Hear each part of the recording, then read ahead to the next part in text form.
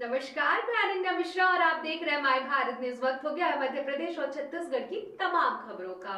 पुराने जंडोरे में संचालित सब्जी मार्केट को मध्य सरकार ने निर्देश के बाद सड़क किनारे से अलग कर दिया था। इसके बाद नगर परिषद जंजौरी द्वारा सब्जी व्यवसायियों के लिए कृषि उपज मंडी पर जगह जगह चिन्हित कर दी गई है। वहीं पुरानी जंजौरी में सब्जी का दुकान संचालक कर रहे सब्जी व्यापारियों का कहना है कि उन्हें पुरानी जंजौरी पर जगह चिन्हित कर दुकानों के आवंटित किए जाए तब की बात कही जा रही है। इसी के साथ आपको हम बताते चले कि प्रदेश में लगातार इस चीज की मांग की जा रही है।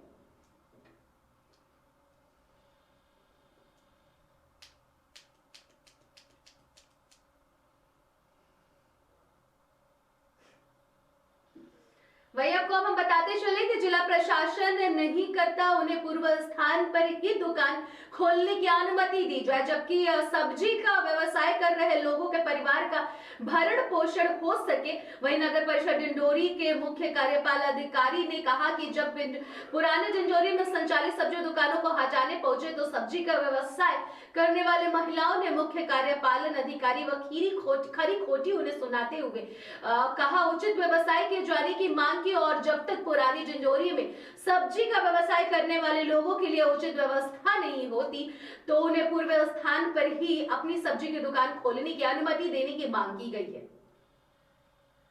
जिला प्रशासन ने सब्जी मंडी में फुटकर व्यापारियों के लिए जगह उपलब्ध कराई है, तो जिसमें पुरानी डिंडोरी हो चाहे नई डिंडोरी हो, वहाँ के सभी सब्जी विक्रेताओं को वहाँ पर दुकान लगाने के निर्देश किए गए हैं। और जहाँ जगह ये लोगों ने जेसीबी से प्लाटिंग वो की है, वो अभी जगह शासन ने आवंटित नहीं किया है, इसलिए वहाँ पे प्रतिबंधित है जब तक कि कोई व्यवस्था आदेश नहीं होते साथ। तो फिर किस तरह से इनकी व्यवस्था की जाएगी सर?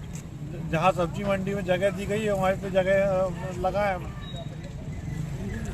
पुरानी नगर पालिका प्रथम पाए की स्थिति में प्लाटिंग कहते हैं चबूतरे में व्यवस्था की है और नीचे भी व्यवस्था की गई। सर इसमें तो आमजन को भी परेशानी हो रही है, वहाँ दूर पड़ रहा है, आमजन को भी परेशानी का सामना करना पड़ रहा है। ये बात जिला प्रशासन के नॉलेज में आप लाइए। पुरानी डिंडोरी वाले सब्जी व्यापारी हैं, वो क्या कह रहे हैं?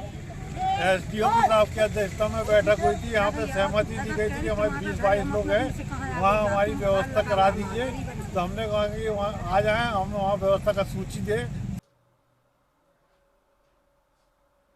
दतिया में कड़ाके की जाड़े का असर देखने को मिल रहा है। मंगलवार को यहाँ न्यूनतम तापमान 11.4 डिग्री सेल्सियस रिकॉर्ड किया गया है। सर्दी के कारण आम जनजीवन पर खासा कर पड़ रहा है। कलेक्टर संदीप माकीन ने सर्दी के कहर को देखते हुए अपने अधीनस्थ अधिकारियों को रैन बसेरे की व्यवस्था दुरुस्त करने के अलावा अलाव जलाने और सड़क किनारे झुग्गी झोपड़ी बना के रहने वाले लोगों के खान पान को लेकर विशेष निर्देश दिए गए हैं।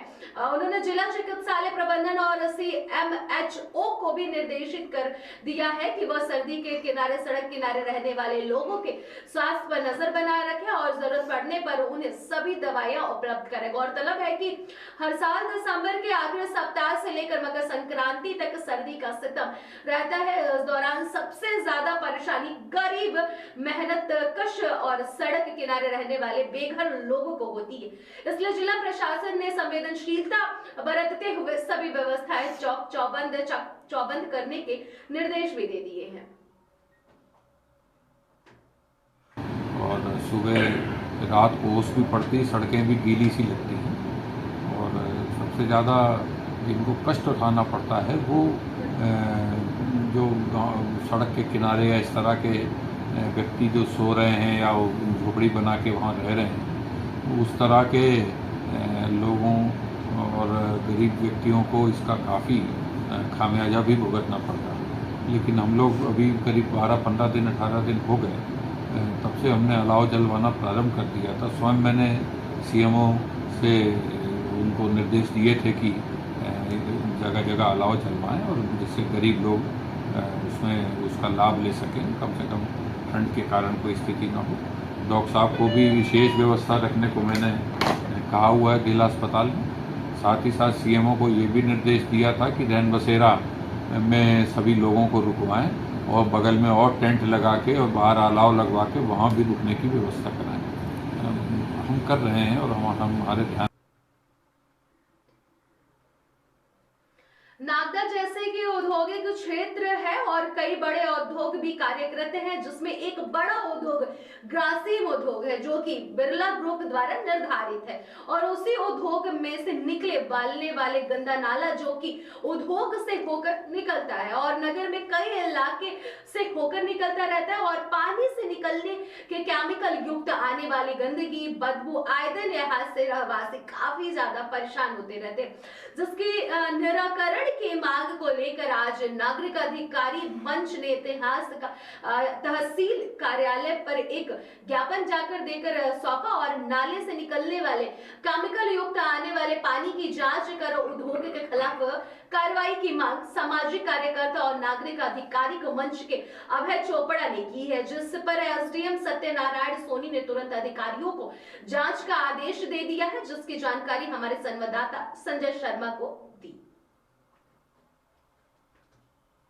आज समीक्षा बैठक भी रखी थी और जन सुनवाई रखी थी। सभी विभागों के अधिकारी यहाँ उपस्थित हुए थे और कुछ आवेदन यहाँ पे जन सुनवाई में आवेदकों द्वारा प्रेषित किए गए हैं। संबंधित विभाग को तत्काल वो आवेदन प्रेषित कर दिए गए हैं और जल्द ही उनका निराकरण हो जाएगा। 2 आवेदन इस प्रकार के आए थे, उनका नामांतरण नहीं हुआ है, तत्काल उनके प्रकरण निकाल के देखे गए, उनमें आदेश पारित किए जा चुके हैं। आवेदक इस बात से संतुष्ट है।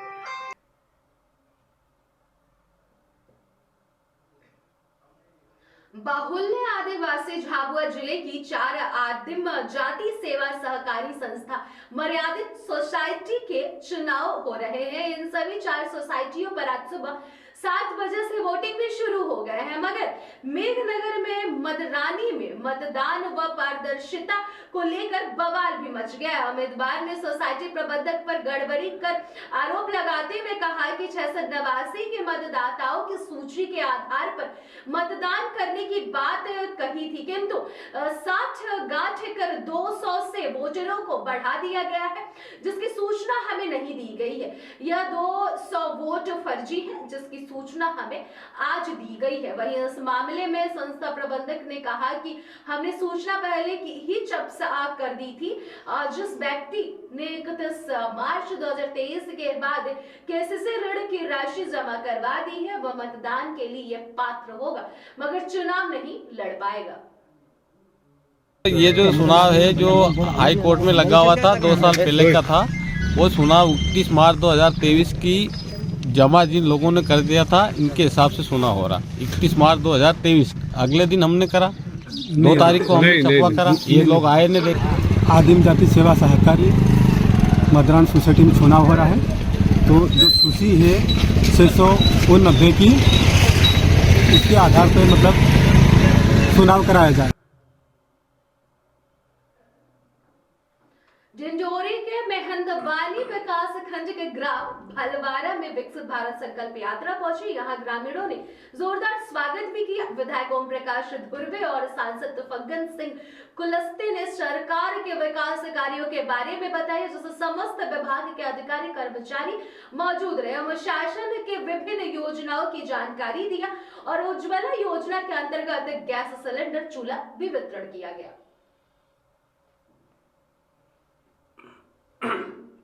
आज़ादी को होंगे 2047, इसलिए हमने बहुत बड़ा लक्ष्य प्रधानमंत्री जी ने लिया है और इस यात्रा को उन्हें प्रारंभ किया 15 नवंबर से भगवान बिरसा मुंडा का जो जन्म स्थान है रांची से, और ये यात्रा चलेगी 25 जनवरी तक।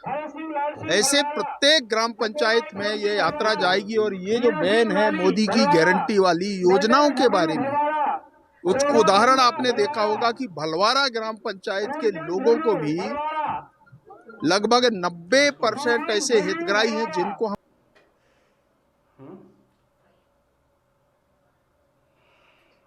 प्रदेश में भाजपा के सरकार बनने के बाद जगदलपुर से विधायक बने किरण देव को भाजपा ने छत्तीसगढ़ प्रदेश अध्यक्ष का दायित्व सौंप दिया है, जिसके बाद बस्तर की आराध्य देवी मां दंतेश्वरी से आशीर्वाद लेने और कार्यकर्ताओं से मुलाकात करने किरण देव का आज दंतेवाड़ा में प्रथम दौरा हुआ। प्रदेश अध्यक्ष किरण देव ने सभी कार्यकर्ताओं को बधाई दी और मां दंतेश्वरी से सहपरिवार आशीर्वाद प्राप्त किया। किरण देव ने आने वाले सांसद चुनाव को लेकर भी मां दुर्गा से विनती की है।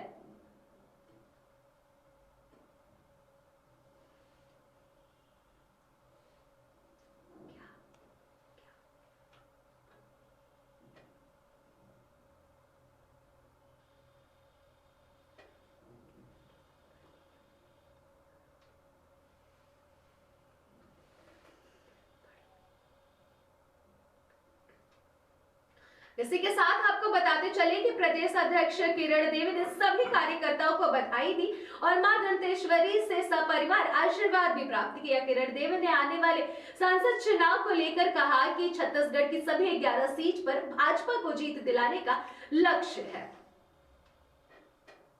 मां दंतेश्वरी का आशीर्वाद उनके श्री चरणों में शीश नवाने के लिए मैं, मेरा परिवार, सभी मित्रगण, यहाँ के सभी कार्यकर्ता, हम सब यहाँ पर आएंगे। तो सामने लोकसभा चुनाव को ध्यान में रखते हुए हमारा लक्ष्य पूरे छत्तीसगढ़ के 11 लोकसभा चुनावों को भारतीय जनता पार्टी जीत के लाने का लक्ष्य रखा है और सभी कार्यकर्ताओं की मेहनत से यहाँ जनता ने जिस तरीके से विधानसभा में आशीर्वाद दिया और जिस तरीके से आदरणीय मोदी जी की गारंटी, मोदी है तो मुमकिन है, सारी योजनाएं उनके नीचे तक धरातल पर और महामहिम राज्यपाल मंगूबाई पटेल के मुख्य अतिथियों में रायसेन जिले के ग्राम पंचायत दीवानगंज में आयोजित किया जा रहा है विकसित भारत संकल्प यात्रा कार्यक्रम।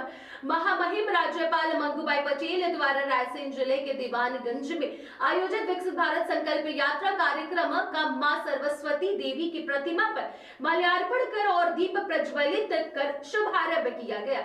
महामहिम राज्यपाल मंगूबाई पटेल द्वारा रायसेन जिले के दीवानगंज में विकसित भारत संकल्प यात्रा कार्यक्रम को संबोधित किया गया। महामहिम राज्यपाल मंगूबाई पटेल द्वारा रायसेन जिले के दीवानगंज में विकसित भारत संकल्प यात्रा का कार्यक्रम में स्वास्थ्य विभाग तथा आयुष्मान विभाग के स्वास्थ्य शिविर का अवलोकन भी किया गया है। इस स्वास्थ्य शिविर में ग्रामीणों का निःशुल्क स्वास्थ्य परीक्षण है और आवश्यकता के हिसाब से उपचार किया जा रहा है। महामहिम राज्यपाल मंगूबाई पटेल द्वारा रायसेन जिले के दीवानगंज में विकसित भारत संकल्प यात्रा कार्यक्रम में विभिन्न विभागों द्वारा लगाए गए स्टॉल का निरीक्षण भी किया गया।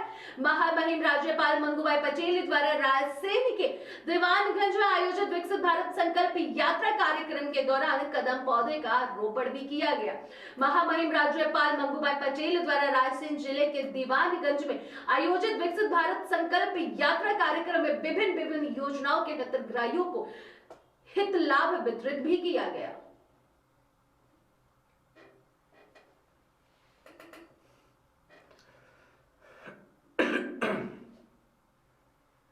मध्य प्रदेश के शाजापुर में ड्राइवर से उसकी औकात पूछने वाले जिला कलेक्टर किशोर कन्याल पर आखिरकार गाज गिर ही गए। खुद मुख्यमंत्री डॉक्टर मोहन यादव ने इस मामले में संज्ञान लिया और उन्हें पद से हटा दिया।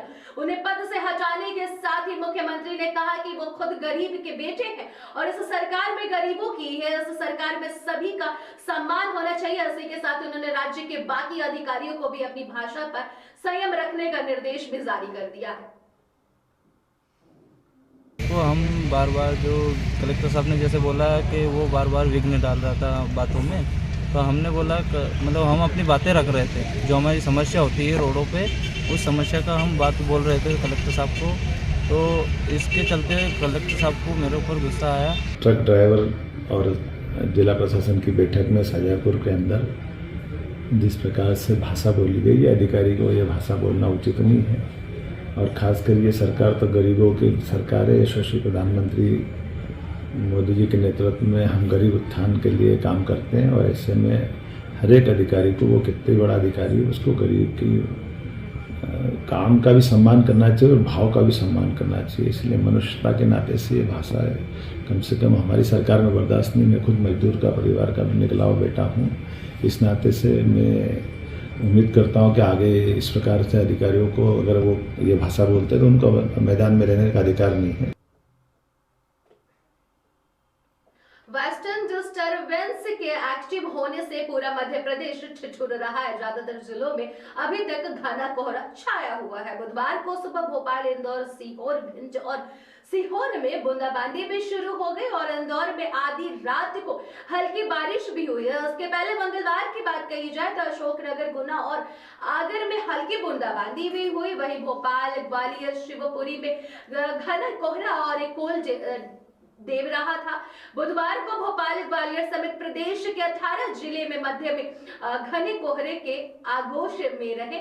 मौसम वैज्ञानिकों की माने तो 15 जनवरी तक प्रदेश में सर्द हवाएं चलती रहेंगी। ग्वालियर, चंबल संभाग और हल्की बारिश भी इन जिलों में हो सकती है। नए साल की शुरुआत से ही प्रदेश में मौसम बदला हुआ है।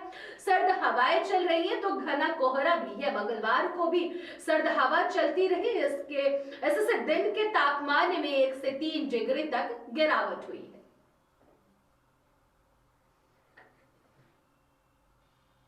जो कि सेंट्रल यूपी से लेकर के साउथ वेस्ट एमपी तक है, जिस वजह से अपने यहाँ पे कई जगह पे बादल देखने को मिल रहे हैं। उसमें से भोपाल, गुना, टीकमगढ़, छतरपुर, पन्ना, रीवा, सतना, यहाँ पर इंदौर, उज्जैन के कुछ हिस्से हैं जहाँ पर बादल देखने को मिल रहे हैं और हल्की फुल्की वर्षा भी दर्ज की जा रही है। तो ये मौसम अगले 2 दिनों तक ऐसे ही बना रहेगा। ये कहीं कहीं पे ईस्ट एमपी, वेस्ट एमपी दोनों ही जगहों पर कहीं कहीं हल्की फुल्की वर्षा हो सकती है। अगर फॉग की बात करें तो फॉग भी अपना जो उत्तरी जो मध्य प्रदेश है उसमें ग्वालियर, चंबल संभाग है, भोपाल, राजगढ़ इस तरफ है और उज्जैन का कुछ हिस्सा है, इंदौर का कुछ हिस्सा है, यहाँ पे घना कोहरा भी देखा जा सकता है। और अगले कुछ 2-3 दिनों के बाद अभी तो ये मौसम ऐसे ही रहेगा और अगले 2-3 दिनों बाद एक दूसरा सिस्टम है जो कि अरेबियन सी पर है, उसको आगे